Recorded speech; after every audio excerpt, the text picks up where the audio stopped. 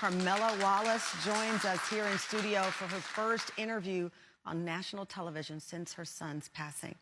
Thank you so much for being here with us today.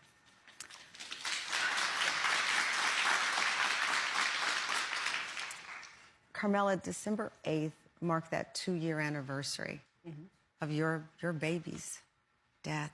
He would have been 23. Yeah.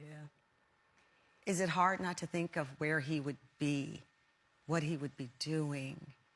Absolutely. You know, as a mom, you can't help it. You know, you can't help but wonder, you know, where his career would be, you know, where his life would be at this point. In my head, I would say, you know, he wouldn't be struggling anymore with drugs. You know, he would have conquered that and just living his best life. So, yeah, I have that picture in my head. Yeah. You know, since you said my picture in my head, because his music talks about how he pictured his life in his own head. And before I came down, I'm starting the show already emotional because I was listening to his music, and we're not the generation he was speaking to. He was speaking to those tens of thousands of kids around the world who came to hear him, specifically hear him talk about his struggles. He didn't hide his mental health battles, his addiction battles. What made him so willing to share that? And why did it connect, you think, in such a way?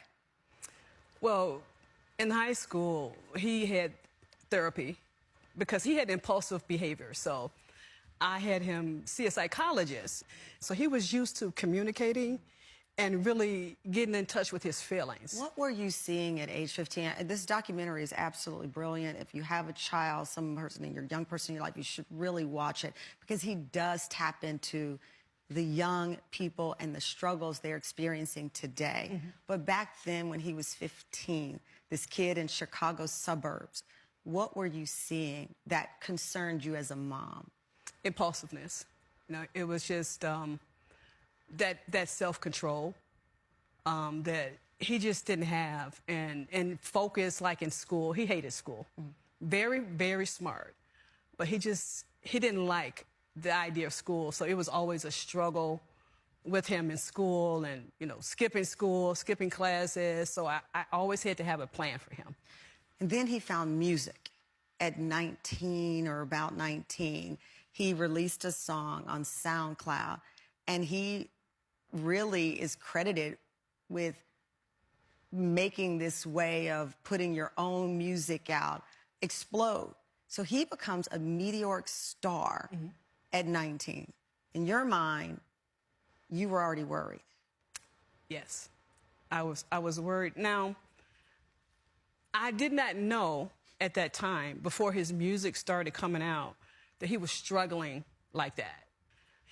Sometimes it would seem like something was a little off, you know, something was a little different and not quite right, but I couldn't really put my hand on that he was actually using drugs. So even before he released his first hit, he had started using Yes.